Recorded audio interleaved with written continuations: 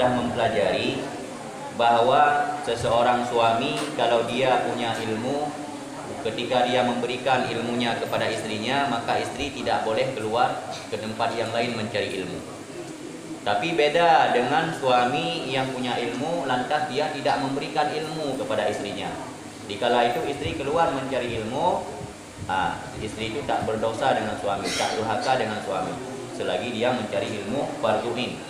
Artinya jangan nanti dia mencari ilmu di tempat pengajian, habis itu pulang dia ke tempat rumah orang, ke tempat rumah kawan, lalu baru dia pulang ke rumah. Itu dosa dengan suaminya.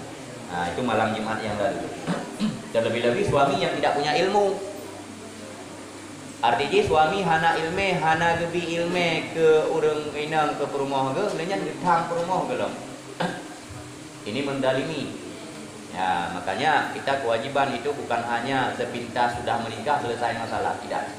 Ya, jadi oleh karenanya itu paling berat.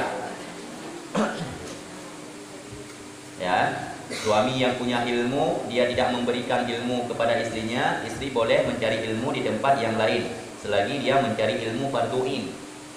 Ya, baik tawe-we rata rumah ke, apa tanya tahu tak minta ilmu, tahu tawe-we rata rumah ke, tak minta bungong. Atau urina kan model menan. Nyan ngezalimi oleh Allah, bahkan urina yang durhaka walaupun kitanya berada dalam taat. Tapi ujung-ujung ji wadah tahu je petang tu. Nyan ujung-ujung ji benar tepu murka Allah.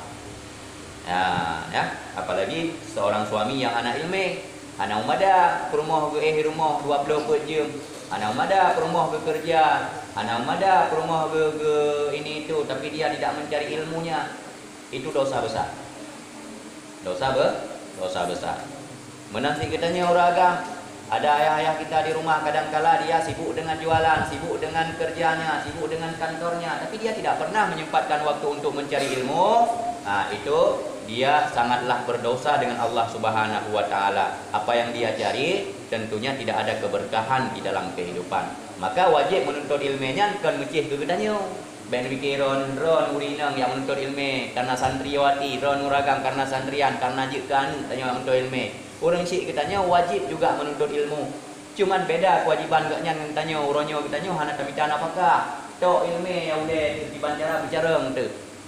Hana kewajiban lain tanya kewajiban tamita ilmu, na ilmu berbakti kepada orang tua dan dengan hal-hal yang lain. Tapi orang syik kitanya nak kewajiban untuk memberikan nafkah kepada kitanya dan lain sebagainya. Maka orangnya menuntut ilmu beda dengan kitanya. Orangnya minimal kerja 3 minggu 3 mentang cung balai gak nak pengajian gampung. Atau kadang-kadang sibuk tak-tak kitanya empat orang yang lebih mufhum sehingga yang mufhum terhadap agama dan sesuai dengan resep yang kan ajarkan oleh Rasulullah sallallahu alaihi wasallam. Okey, kembali kepada kita. Jadi halaman 3 di garis 6 di bawah. Bismillahirrahmanirrahim. Qala musannifu rahimahumullah taala. Dan tiada pula wajib gilirannya, tetapi hukum perempuan yang demikian itu sebenarnya bahwa meninggalkan akan dia oleh suaminya pada tempat ketidurannya hingga balik daripada durhaka itu kepada kebajikan taat pula. Dan jikalau sampai beberapa tahun sekalipun, ya dikala tirawinam yang durhaka dengan suami, dikalanya suami hana wajib dinafkah.